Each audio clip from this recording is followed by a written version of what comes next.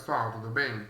Nessa aula a gente vai fazer uma pequena introdução sobre a química, né? O que é a química geral, de onde que veio essa ciência, onde que ela está presente na nossa vida, né? E aí nós vamos, esse primeiro tópico, essa primeira videoaula é sobre é uma pequena introdução sobre a química geral, ok?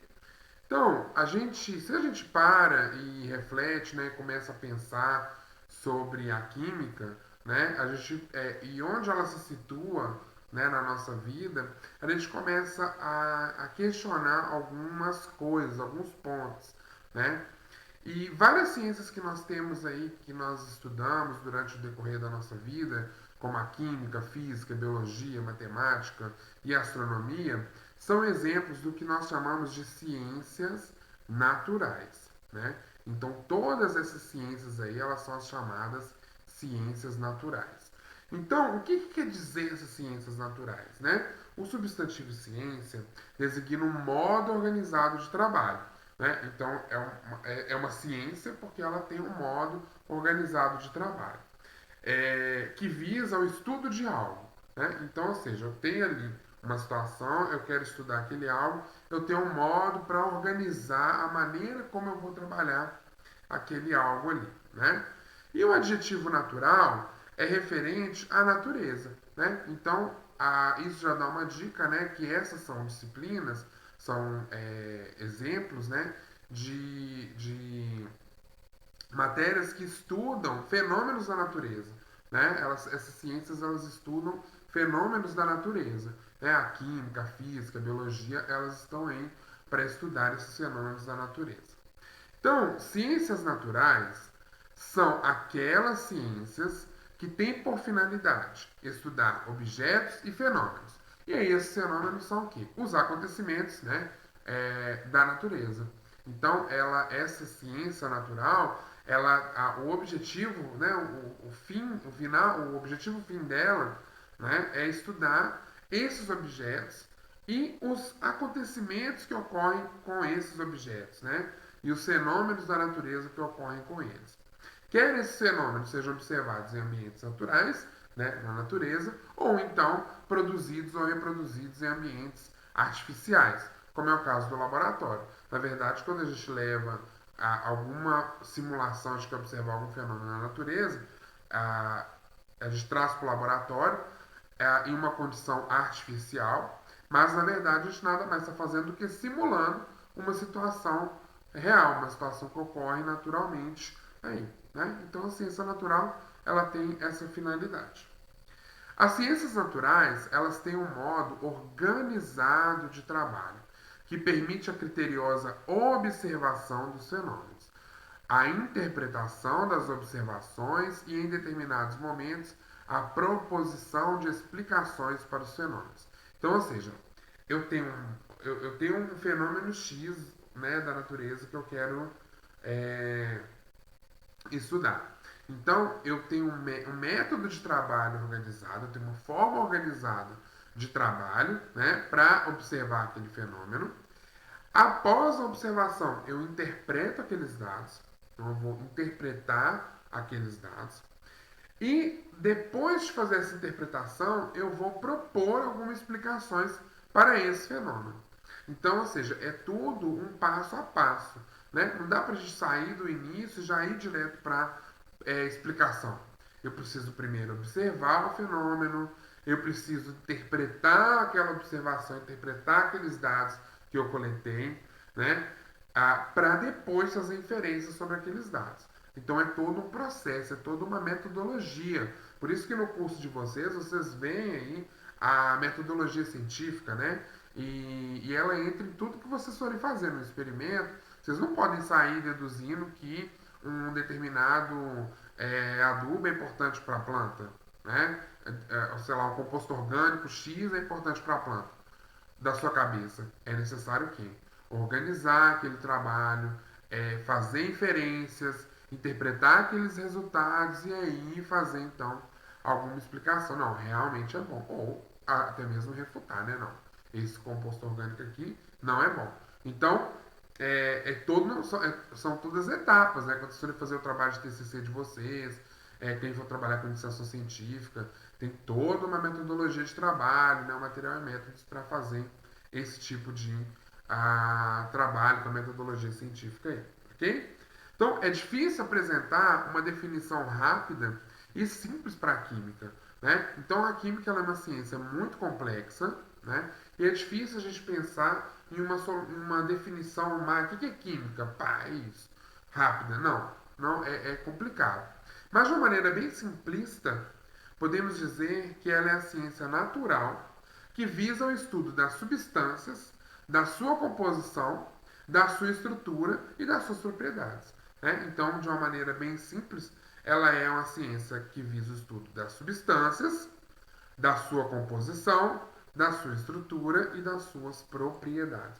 Então, assim, a química ela estuda o quê? As substâncias que estão na natureza, né? Substâncias químicas, aí a gente tem uma infinidade, a própria água, né? O estudo da água é um estudo químico, a polaridade da água, os átomos, né? Quando fala composição, a água é composta de quem?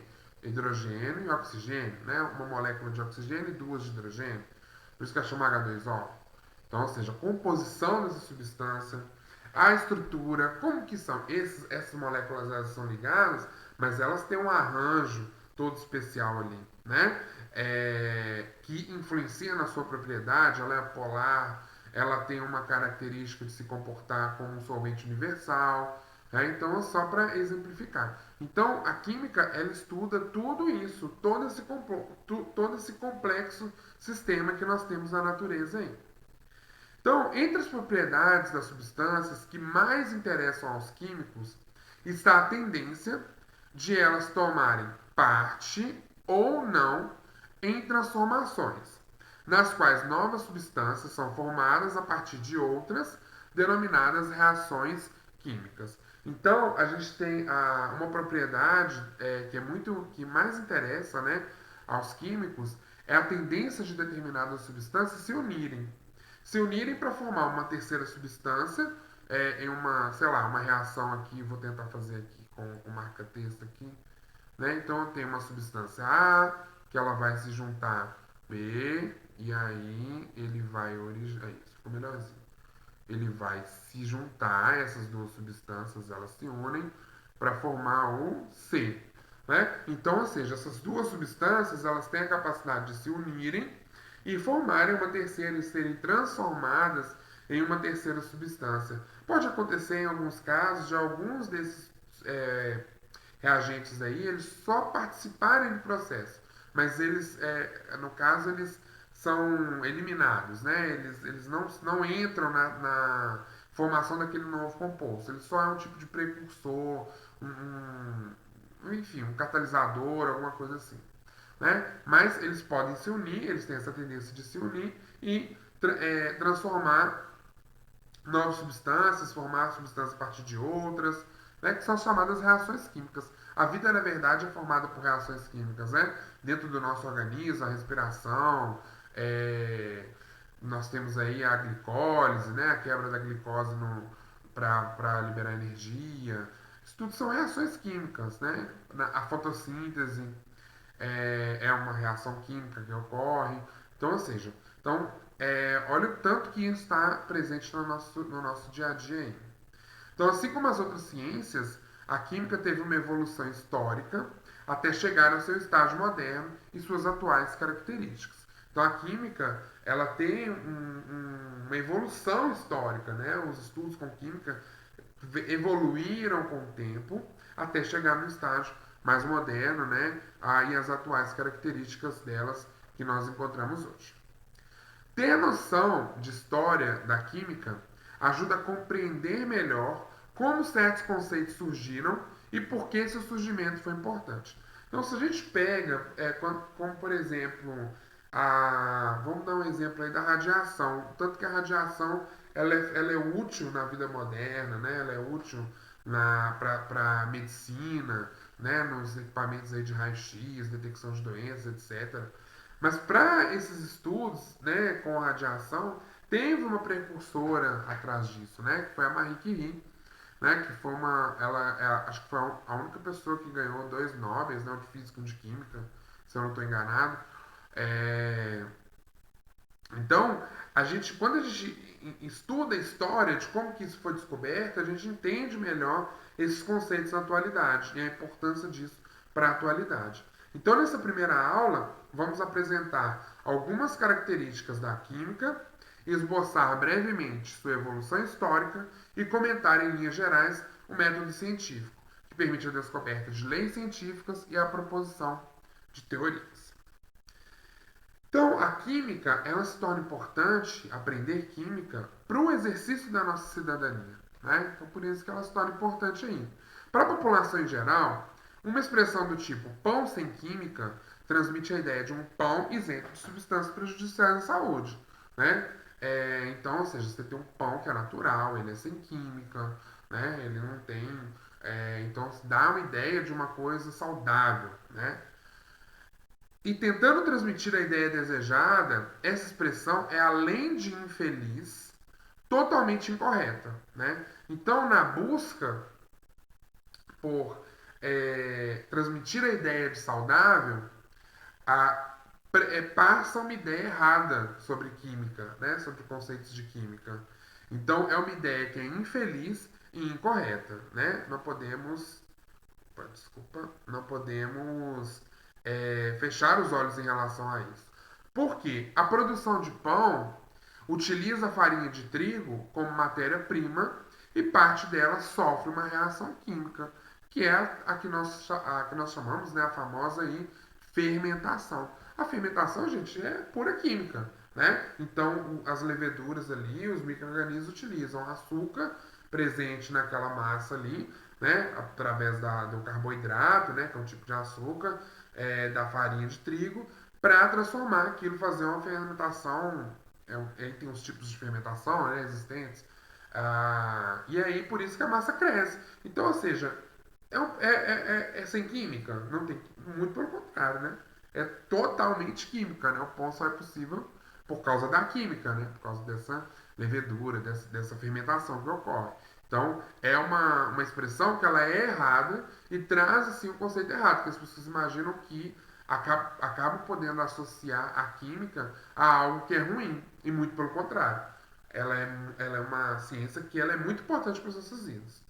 Então, mesmo sem saber, o padeiro executa todos os dias essa reação. Então, o padeiro, mesmo sem saber desses fundamentos e dessa ideia, ele está fazendo química todo santo dia. Né? A gente na nossa casa, por aí vai. Ao utilizar a expressão pão sem química, uma pessoa revela desconhecer várias coisas. Primeira coisa, a química não é um objeto, né, para que possa ser colocado em pão. Então, a química não é algo palpável, né? A gente consegue pegar a química.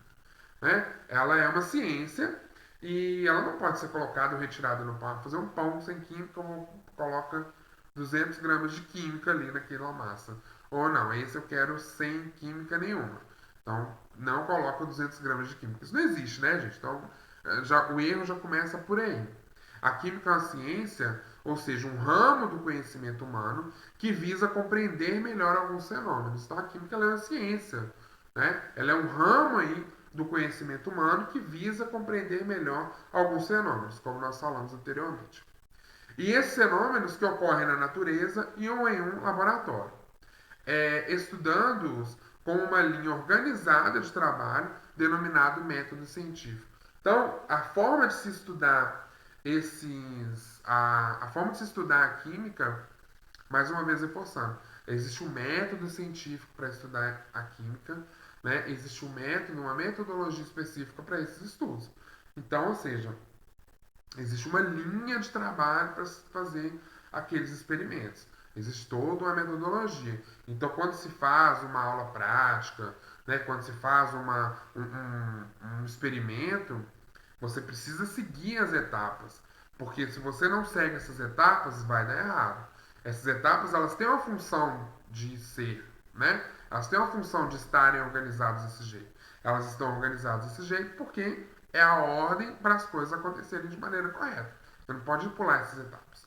Né? Então, ou seja, então a química ela é uma ciência que ela estuda esses fenômenos ou na natureza ou no laboratório.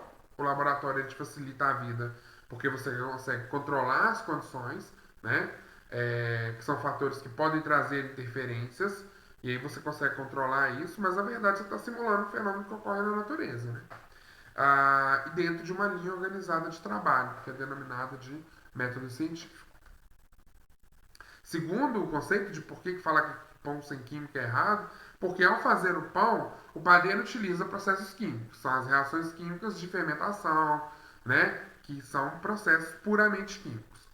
Todos os objetivos e materiais existentes na Terra, incluindo os pães, são constituídos por substâncias químicas, né? Então, todos os objetos e materiais existentes na Terra.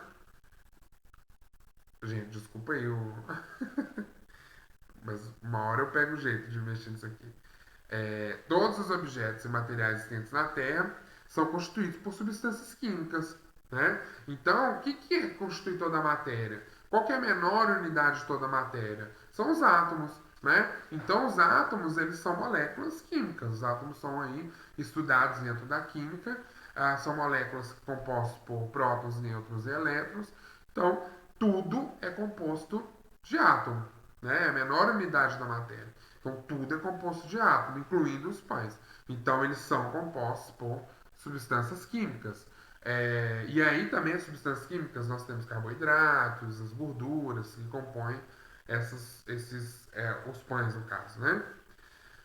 Então, o pão sem química é, na verdade, um pão obtido a partir de substâncias e reações químicas, mas sem a adição de substâncias que possam ser nocivas à saúde. Aí já é outra coisa. O pão sem química, ele é, na verdade, um pão sem conservante, por exemplo, né? Um pão sem, é, sei lá, sem esses conservantes, esses corantes, né, que fazem mal aí para a saúde. Então, ele é isso, mas a química ela está presente o tempo todo, né?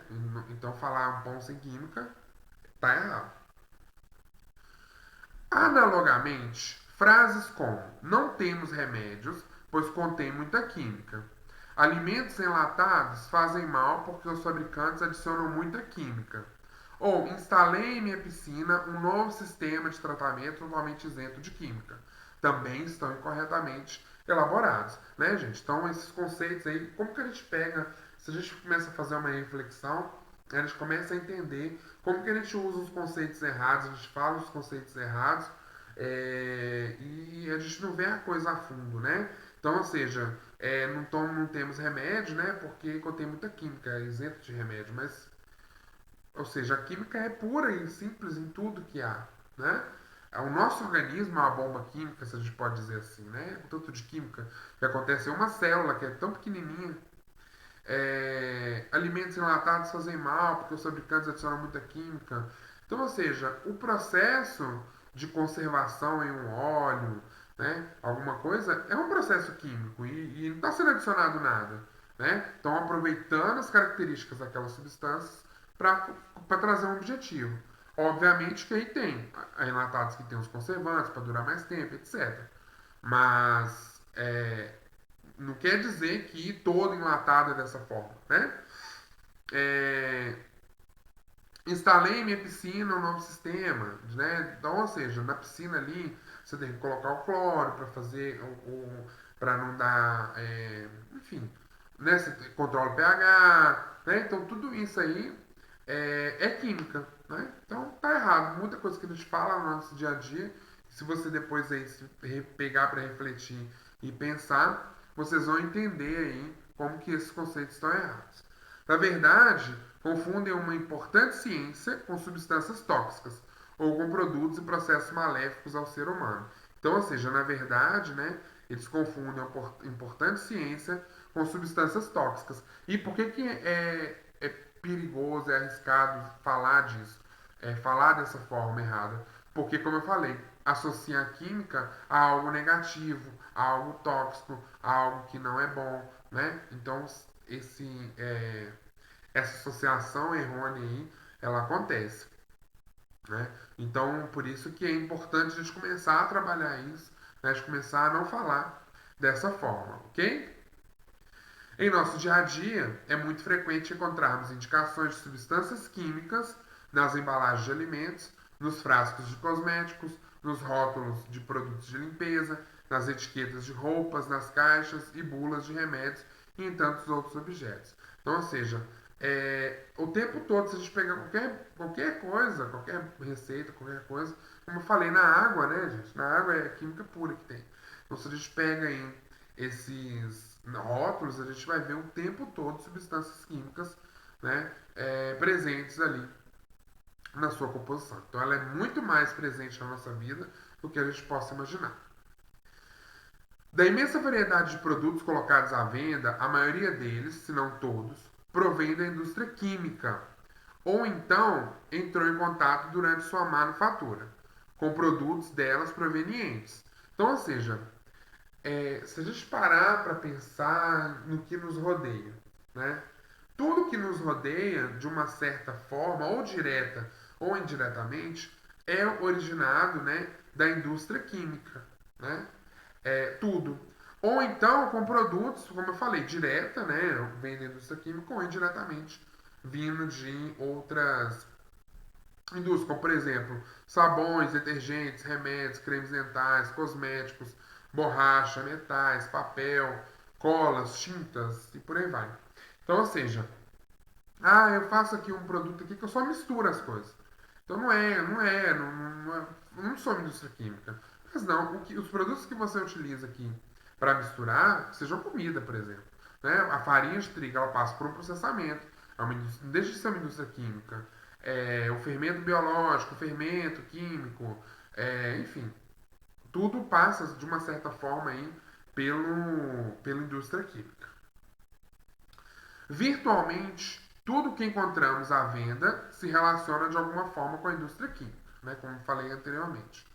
O produto usado nas embalagens, também, né, papel, plástico, vidro ou metal e a tinta neles utilizadas são obtidos por meio de processos químicos. Então, ou seja, como que é a produção de plástico? Né? Então, o plástico ele vem do petróleo.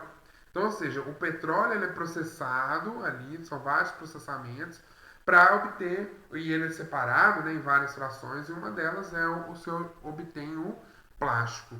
Então, ou seja, tudo através de reações químicas, né? Então, reforçando aqui só para como que a química está presente no nosso dia a dia.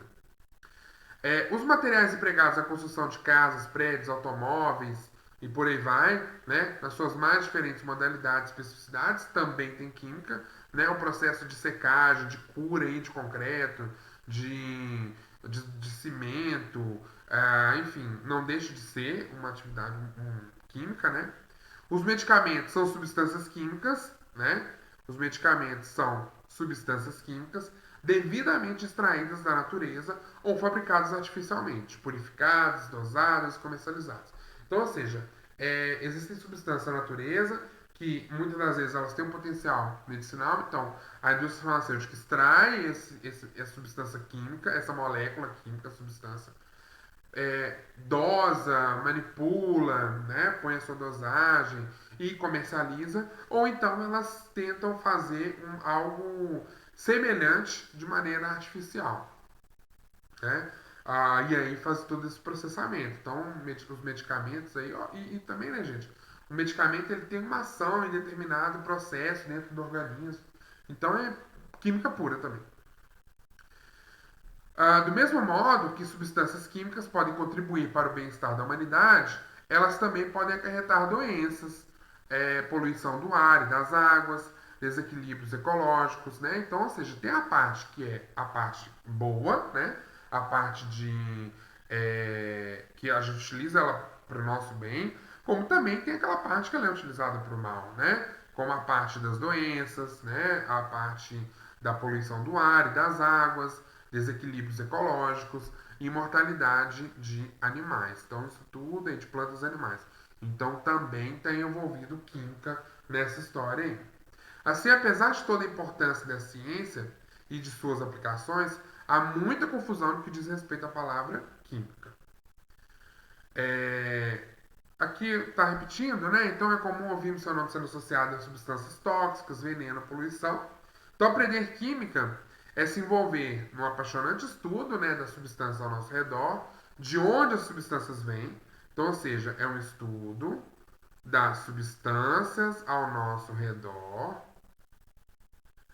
de onde essas substâncias vêm, quais são as suas propriedades, que utilidades possuem e quais as vantagens ou problemas que eventualmente podem trazer à humanidade. Então, ou seja, a química é um estudo que a gente avalia quais são as substâncias que estão ao nosso redor, né? De onde essas substâncias vêm, de onde que eu posso extrair essas substâncias, né? Quais as propriedades, quais as suas utilidades. Ela traz vantagem, mas quais as desvantagens associadas a isso? Quais problemas podem trazer à humanidade? Então, ou seja, eu posso extraí-la a qualquer custo, né? Como aí, por exemplo, a gente tem um exemplo que me vem à cabeça aí, que foi o acidente que teve com a usina de minério, né? De Brumadinho, que, ou seja, extraiu o minério de ferro ali, e aí fizeram olha o problema que trouxe para a humanidade, né? Não tinha os rejeitos, tipo, o que fazer com tanto rejeito, né? No processamento. Então colocaram lá naquela bomba relógio, né? Que são ah, aquelas represas lá que romperam, aquelas represas lá que romperam, barreiras lá que romperam. E aí, então é o problema que trouxe, né? Então tem tudo isso aí envolvido no processo. Então, porque no processo de minério de ferro, na extração, separa, né? O minério de ferro vai embora e sobra aquele rejeito lá que é colocado naquelas. Me fugiu o nome aqui, naquelas barreiras lá que romperam lá, igual teve em Brumadinho. Então traz problemas também para a humanidade. Por exemplo, usinas nucleares. Usinas nucleares é um processo químico ali, né? Que ocorre. Mas e aí? Qual o problema que traz? Né? Esses problemas quando ocorre um acidente aí com alguma usina nuclear, como aconteceu em Fukushima, né, no Japão, que teve o tsunami, e aí vários locais tiveram relatos, né, de radiação muito elevada e por aí vai, vários problemas associados a isso. Então, ou seja, nem tudo são flores, né? Quais são, gente, os vários aspectos da química? Então, a química, ela envolve uma linguagem própria, né? Ela tem uma linguagem própria. Diversos ramos do conhecimento humano, por vezes, se utilizam de códigos para expressar as ideias de maneira concisa. Por exemplo, a química, vamos supor a música, né? Qual que é a linguagem da música? São aquelas notas musicais, né? Então as notas musicais lá, dó, ré, mi, fá, sol, aquelas partituras, isso é a linguagem da música, né? A computação também tem a sua linguagem, a eletrônica também tem a sua linguagem, né? Então só para citar alguns exemplos. Então a química ela também tem a sua linguagem específica. Ela tem a sua linguagem específica como qualquer outra ciência. Utiliza-se de representações que podem ser entendidas por qualquer pessoa familiarizada com elas. Né? Então, ou seja, por exemplo, a gente vê muito na biologia. Por que o nome dos animais, né, o nome científico, ele tem que ser em latim? Né? A gente não conversa em latim, né? A gente não fala em latim. Mas por que tem que ser em latim? Porque fica universal. Qualquer lugar do mundo que eu ver, sei lá, um milho, por exemplo. O nome científico do milho é Zé a mais. Qualquer lugar do mundo, Brasil, Japão, Rússia, Estados Unidos, qualquer lugar do mundo, que eu chegar lá e falar Zé a mais, eu vou ser entendido, que é o milho. Né? Então isso dá uma universalidade ali, né? Torna universal aquela linguagem. Né? Agora, se eu chegar no Japão falando milho, vão olhar pra minha cara e vão começar a rir, né? Tipo, o que é que você tá falando? Então, tem essas diferenças aí e a importância dessa linguagem específica. Então, uma sonata para o piano escrita por Mozart, né, pode ser entendida e interpretada tanto por um pianista chinês quanto por um brasileiro, porque a linguagem das partituras musicais é universal. O mesmo acontece com a linguagem química. Isso é importante no que diz respeito à comunidade científica ao redor do mundo, como eu falei no slide anterior. A química, ela também tem um caráter experimental, tá? Então, como acontece com as outras ciências naturais, física, biologia, etc., a química baseia-se na observação de acontecimentos, de fenômenos da natureza. Né? Então, ela baseia-se aí na observação desses acontecimentos, na observação dos fenômenos da natureza. Mais do que isso, A pesquisa química envolve a execução de experiências em laboratório e a cuidadosa observação e interpretação dos resultados. Né? Então, de novo falando, então envolve o quê? Execução de experiência em laboratório e a observação e a interpretação. A gente não pode interpretar algum fenômeno da natureza sem observar muito bem aqueles experimentos, observar muito bem aqueles fenômenos que ocorreram ali. Quando o cientista realiza algumas experiências e obtém resultados importantes, geralmente eles publicam em revistas especializadas de circulação mundial. A gente tem visto muito isso, né, gente? A gente tem visto muito isso nessa situação de pandemia que estamos vivendo agora, né? A gente tem visto aí que a Nature, saiu um artigo aí da Nature, né, que é uma revista científica, um periódico, é, se eu não estou enganado, é o de maior impacto, né, que existe no mundo. Falando isso e isso. Então, ou seja, e na universidade a gente vê muito disso também, né? Às vezes os professores naquela gana por publicar. Então, quando a gente faz experimentos e obter resultados importantes, então a gente escreve um artigo e publica isso em periódicos especializados, em revistas especializadas. Por isso que muitos professores, né, obviamente tem os trabalhos em português, mas a maioria aí preconiza por trabalhos em inglês, porque aí fica disponível para todo mundo, né? E aí a chance de ser citado é maior. Sua descrição deve ser precisa o suficiente para que outros cientistas possam reproduzi-las e chegar aos mesmos resultados. Vocês lembram lá que nós falamos dos passos, das metodologias específicas? Porque existe uma coisa dentro da pesquisa científica que é a reprodutibilidade. Então, ou seja, eu faço um experimento.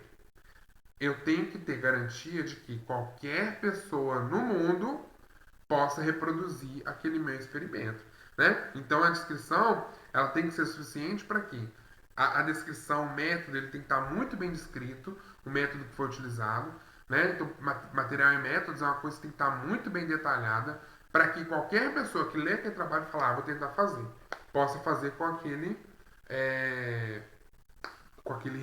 escrito que está ali, né? No caso contrário, suas conclusões não serão aceitas pela comunidade científica mundial. Assim, uma preocupação importante relacionada com as experiências é a sua reprodutibilidade, como eu falei. A química ela tem um caráter puro e aplicado. Né? Então, uma pesquisa química pode estar voltada apenas para o melhor entendimento de algum fato da natureza. Né? Neste caso, nós temos a pesquisa pura. Então, eu só quero entender algum fato da natureza. Só quero entender por que aquele raio cai, por que tem uma incidência maior de raios que caem em determinada região. Eu quero entender algum fenômeno da natureza. Então, isso é uma pesquisa pura. Por sua vez, ela pode estar tocada em resolver um problema prático, tratando-se então de uma pesquisa aplicada. Então, por exemplo, quando eu tenho lá na pesquisa científica um trabalho para avaliar quais são os níveis. Por exemplo, nós sabemos que os solos brasileiros, são solos aí, é, pobres em fósforo. Né? Então, por exemplo, quais são as doses de fósforo que são utilizadas, que são importantes, não importantes, que são mais que otimizam a produção de eucalipto, por exemplo, né? Que são mais importantes, que são mais utilizadas aí para a produção de eucalipto, a produção de milho, produção de um grão, né? Quais condições de conforto ambiental que eu preciso, dando exemplo aí das turmas, né? Preciso para animais, né? De maneira geral. A pesquisa aplicada ela envolve isso. Eu tenho um problema prático, eu quero resolver esse problema. Então, quais as formas de eu resolver esse problema? Isso é a pesquisa aplicada. A química, ela tem um caráter interdisciplinar. Então, isso aqui, gente, é uma coisa muito importante. Às vezes, vocês estudam disciplinas isoladas, mas para quê? Para para facilitar, né? Para facilitar os estudos, o ensino, né? Então essas disciplinas elas são dadas isoladamente.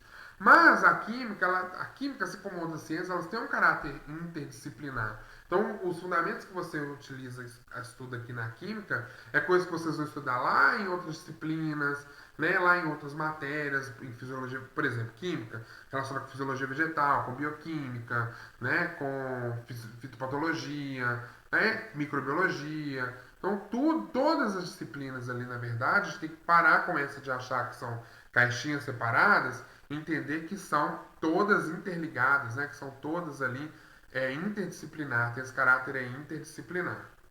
Então, essa ciência possui caráter aplicado, muitas vezes para a resolução de um problema prático, é necessário que ela atue em conjunto com outras ciências.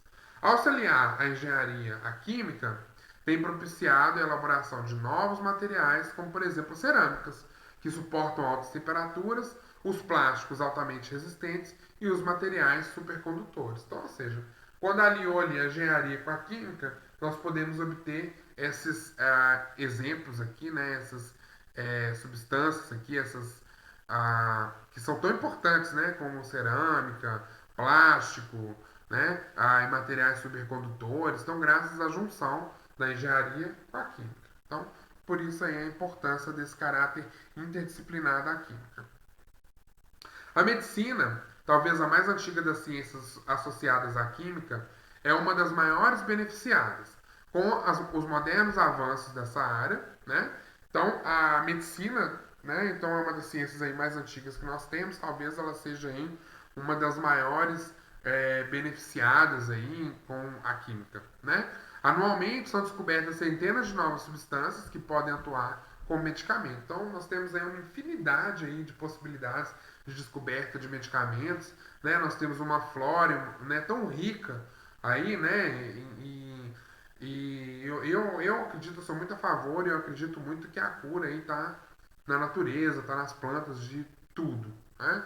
Então, ou seja, então sempre a indústria farmacêutica está descobrindo aí novas substâncias, novos remédios, né, que são importantes aí para tratar essas doenças, né, essas enfermidades aí. Todas essas fascinantes aplicações que descrevemos representam apenas parte do que existe em termos de avanço científico e tecnológico ligado à química. Então é uma ponta de agulha, né, gente? Então, assim, é uma partezinha dentro de todo o espectro aí de atuação da química. É importante ressaltar que nenhum progresso nesse campo será possível se os conceitos básicos de química não forem bem compreendidos. Então, vocês têm que entender, quando, por exemplo, quando vocês entendem, por exemplo, na química, aí, na parte de pessoal da Zoon, a parte de bromatologia, tem a importância aí dos tamponantes, né, nas reações, aí aqueles que permitem com que não ocorra uma variação muito brusca de pH. Isso é muito importante na nutrição animal, né, nesses experimentos aí de bromatologia, por exemplo. Então você precisa entender o que é um ácido, o que é uma base, né, o que é um sal, né? Então isso tudo que não tem progresso na pesquisa científica, não tem progresso, né, nos estudos que vocês vão realizar, sem entender esses conceitos básicos aí da química. São esses conceitos discutidos ao longo da nossa disciplina que formam o alicerce de todo o conhecimento químico atual. Embora se trate de conhecimentos básicos, você poderá perceber a grande diversidade de aplicações práticas que eles possuem. Então, visto isso, a gente traz agora um breve panorama histórico, só assim uma linhazinha do tempo, que curtinha, né? Então, entre as ciências naturais, pode-se dizer que a química é uma das mais recentes, né? Então, dentre todas aí que nós temos, a química, a gente pode dizer que entre as ciências naturais, ela é a mais recente. Astronomia, física e matemática tem uma história que remonta a muitos séculos antes de Cristo, né? Então, são ciências que vêm aí de antes de Cristo, né? Essas aí, astronomia, física, matemática. Então a química ela é mais novinha aí dentre essas ciências naturais aí. Mas não há uma data específica que possamos estabelecer como início da química. A química começou aqui, né? De tal, tal e tal. Não tem, não há na literatura esse dado. Podemos dizer, entretanto, que ela só se firmou como ciência no transcorrer dos séculos 17 e 18. Você vê, ó, pra você ver, a física, matemática, astronomia, antes de Cristo, já assim, é, já tem relatos, né, disso. E aqui a química pode-se dizer, né, que ela se firmou como ciência ali no século 17 e 18. Né? Então ali que começou a vir então a química como ciência. Né? Então bem mais novo. Na antiguidade a gente tem aí relatos que obviamente não sabiam o conceito químico, né, o conceito aplicado disso. Mas existem relatos de que é um processo puramente químico, mas que ainda não era estudado com essa finalidade. Né? Era um ritual que existia, onde há mais de 3.500 anos os egípcios já utilizavam técnicas em que estavam envolvidas transformações químicas. Dentre elas, podemos citar a fabricação de objetos cerâmicos por meio de cozimento de argila. Eles não sabiam disso. Eles não sabiam que tinha que o processo de cozimento da argila ali fazia com que eles pudessem obter cerâmicas mais resistentes. Ou seja, eles não sabiam o fundamento químico daquilo. Eles sabiam que se eu cozinhar lá a argila, colocar o vaso de barro na argila, lá, assar lá, cozinhar, né, no forno, eu vou obter objetos mais resistentes. Mas qual o fundamento químico em cima disso? Eles não sabiam.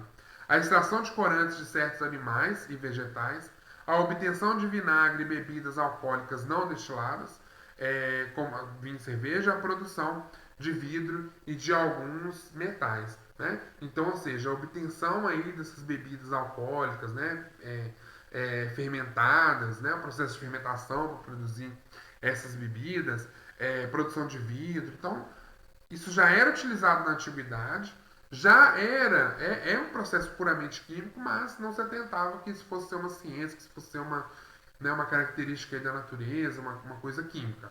Né? Mas isso já vem há muitos anos. Então destaca-se também a arte da conservação de múmias, na qual os egípcios atingiram um alto grau de perfeição. Então, ou seja, existem relatos, como a gente vai ver aqui, ó. Olha essa múmia aí, esse relato é de 2018, ó. Olha aqui. 26/11 de 2018, recém agora. Então, bem preservada, múmia de mulher de 3.000 anos é descoberta no Egito. Então, olha pra você ver.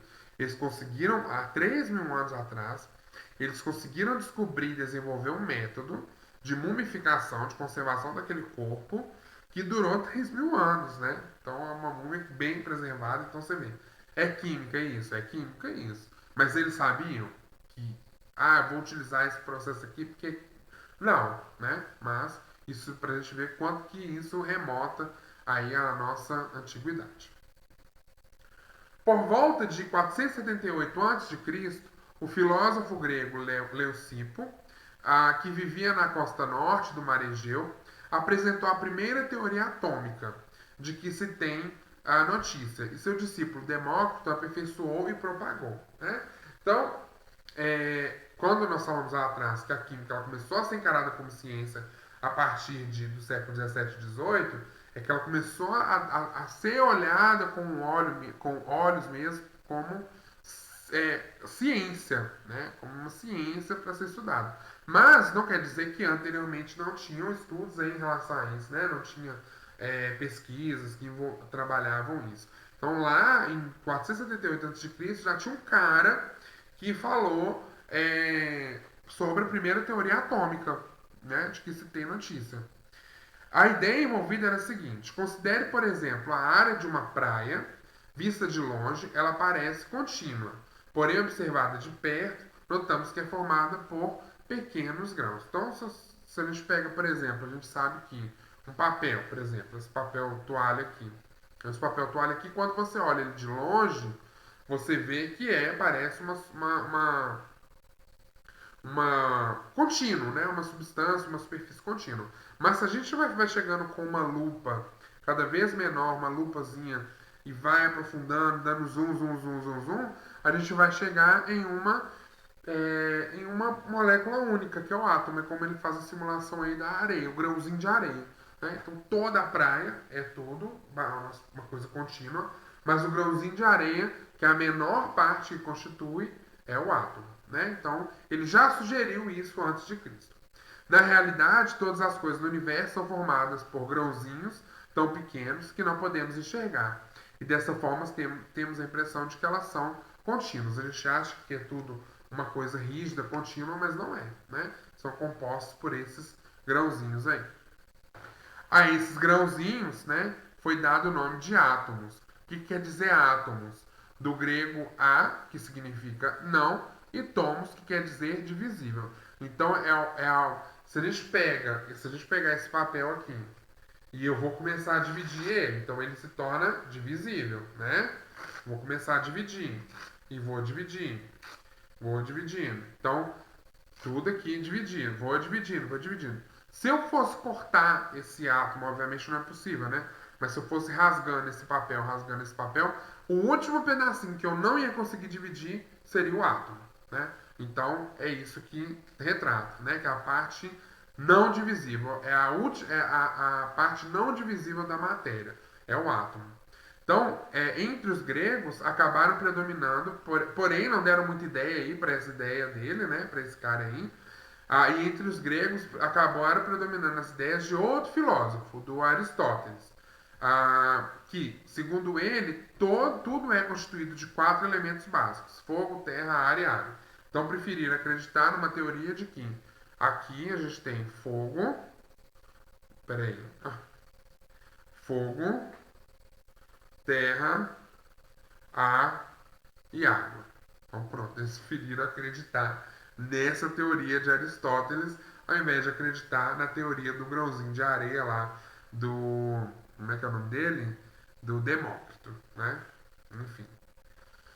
Essa maneira de pensar influenciou muito a evolução da ciência ocidental, que conseguiu desvencilhar-se totalmente dessas ideias somente no século XVI, a partir do qual a química teve considerável impulso. Então, essa ideia de que tudo é constituído de terra, água, ar e fogo perdurou muitos anos aí, olha aí pra vocês verem.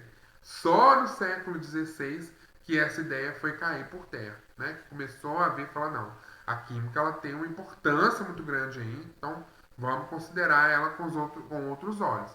Vamos então. E aí ela começou a ter um impulso, né, para ser estudada então como ciência.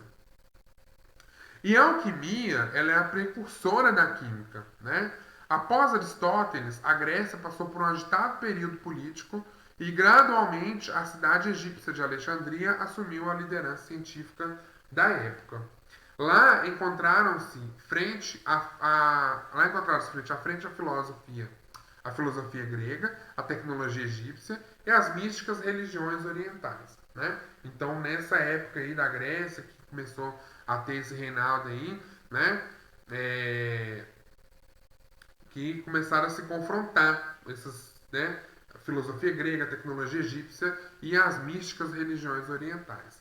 Disso tudo nasceu a alquimia, que é uma mistura de ciência, arte e magia, que floresceu durante a Idade Média, tendo uma dupla preocupação: a busca do elixir da longa vida, que garantiria a imortalidade e a cura das doenças do corpo, e a descoberta de um método para a transformação dos metais comuns em ouro, que ocorreria na presença de um agente conhecido como pedra filosofal. Então, ou seja, a alquimia ela surgiu aí de uma mistura, né, de ciência, arte, magia. O que eles queriam? Eles queriam, na verdade, o elixir da vida longa, eles queriam a vida eterna, né? Por isso que a mumificação era, na verdade, era com um pouco desse objetivo, né? Mas eles queriam então o elixir da longa vida e também eles queriam, né, ficar ricos, né, gente? Então transformar metais comuns em ouro. Então a alquimia ela veio com isso aí, com esse objetivo. A procura pelo ouro não era motivada por razões econômicas, mas porque ele, devido à resistência à corrosão, representava a perfeição divina, né? Então, ou seja, esse conceito de ficar rico aí com ouro é um conceito meu, né? Mas na época eles queriam o ouro porque ele era um material muito resistente à corrosão. Então eles representavam então a perfeição divina, né, o sagrado e etc. Então, contudo, muitos charlatães aí se aproveitaram de encenações simulando a transmutação, né, que é o que? O processo de transformação de metais comuns em ouro, para enriquecer a custa da boa-fé de alguns adeptos da alquimia. Então, teve muito charlatanismo em relação a isso aí, né? Então, eles simulavam essas transmutações, né? Simulavam aí que esses materiais tinham se transformado em ouro e ganhavam dinheiro em cima disso. Na China, as especulações alquimistas conduziram ao domínio de muitas técnicas de metalurgia e a descoberta da pólvora. Então, nem tudo foi ruim, né, gente? Assim, na China, aqueles fundamentos adotados na alquimia foram trazidos para a metalurgia atual, né? Processo de metalurgia e também para a descoberta da pólvora. Então, olha aí a importância que isso teve nos dias atuais. Os chineses foram os inventores do fogo, os chineses, né? Foram os inventores dos fogos de artifício e os primeiros a usar a pólvora em combates no século XX. Então foram os chineses que inventaram os fogos de artifício e foram os primeiros a usar a pólvora em combates aí do século XX. Nenhum dos dois objetivos da alquimia foi atingido. Então, ou seja, não saiu, bom, ainda não se conhece, né? Não rolou o elixir da vida eterna, né, da vida longa, e também nem foi possível transformar metais comuns em ouro. Contudo, muitos progressos no conhecimento das substâncias provenientes de minerais e vegetais foram obtidos no Ocidente e no Oriente. Prepararam-se substâncias como, por exemplo, ácido nítrico, chamado na época de aquafortes, o ácido sulfúrico, né, óleo, vitriolo. Materiais de laboratório foram sendo gradualmente aperfeiçoados. Então, ou seja, a alquimia ela veio com um objetivo. Esse objetivo não foi alcançado, mas ela ficou uma ciência toda perdida? Não. Muita coisa veio associado aí, como a substância, o ácido nítrico que veio, o ácido sulfúrico, tudo veio graças à alquimia, que é hoje em dia amplamente utilizado aí em laboratórios, na indústria e por aí vai. No século XVI, o suíço Theophrastus Bombastus Paracelsus propôs que a alquimia deveria preocupar-se principalmente com o aspecto médico em suas investigações. Isso nunca ficou conhecido como latroquímica, né? Isso ficou conhecido então como latroquímica. Ou seja, eu vou utilizar a alquimia com fins médicos. Segundo ele, os processos vitais podiam ser interpretados e modificados com o uso de substâncias químicas. Sua contribuição no diagnóstico e tratamento de algumas doenças foi digna de nota. Então, da alquimia, então, surge a química. Em 1957, o alemão Libavius publicou o livro Alquimia, né, no qual afirmava que a alquimia tem por objetivo a separação de misturas em seus componentes e o estudo das propriedades desses componentes. Né? Então, eles têm esses objetivos aí. Em 1661, esse irlandês aqui, Robert Boyle, publicou esse The Skeptical Chemist, né, que é um químico cético, que significa desconfiado. Cético quer dizer desconfiado. Que só acredita mediante provas, no qual atacava violentamente a concepção aristotélica de 4 elementos. Então, ou seja, o primeiro cara que refutou os 4 elementos lá, água, terra, ar e fogo, né, foi esse irlandês. Ele refutou, ele atacava violentamente aí a concepção aristotélica de 4 elementos. Para Boyle, elemento é tudo aquilo que não pode ser decomposto por nenhum método conhecido. Esses dois livros são considerados por alguns estudiosos o marco inicial da química. Há outros estudiosos que acreditam a Antoine Laurent Lavoisier o mérito de ser o pai da química. Né? Então, existe, por isso que não tem essa definição certa, né, de onde começou a química, porque tem essas controvérsias. Os trabalhos desse cientista francês, realizados no século XVIII, deram à química bases mais sólidas. Então, ele realizou experimentos controlados envolvendo medidas de massa de frascos, incluindo a dos materiais neles contidos, antes e depois de acontecerem reações químicas dentro deles.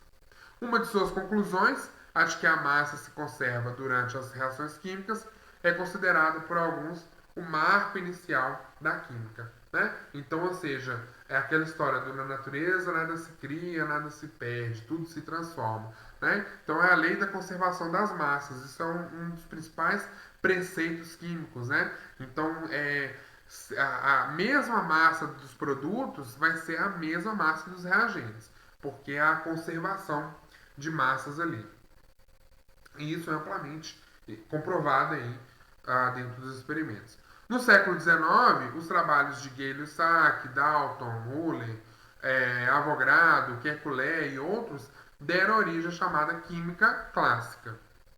No século XX, com o grande avanço tecnológico, presenciou-se uma vertiginosa evolução do conhecimento químico.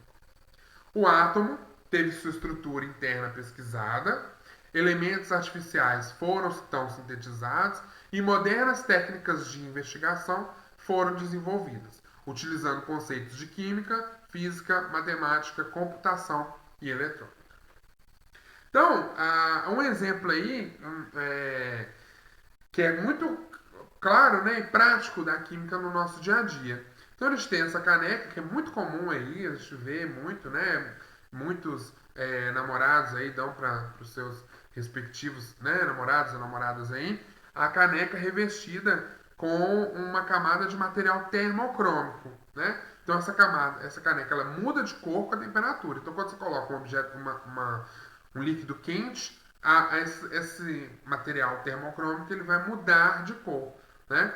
Então, à medida que o líquido quente provoca o seu aquecimento, a coloração escura passa a transparente, revelando a imagem que existe na camada abaixo dela. Então, ou seja, ela é uma camada que ela tem uma cor escura, e aí quando eu coloco um líquido quente, ela vai esquentando, e quando ela esquenta, ela fica translúcida. E aí mostra, então, revela o que tem por trás dessa camada, né? Então por isso que ela muda e tal, nesse aspecto aí tão interessante.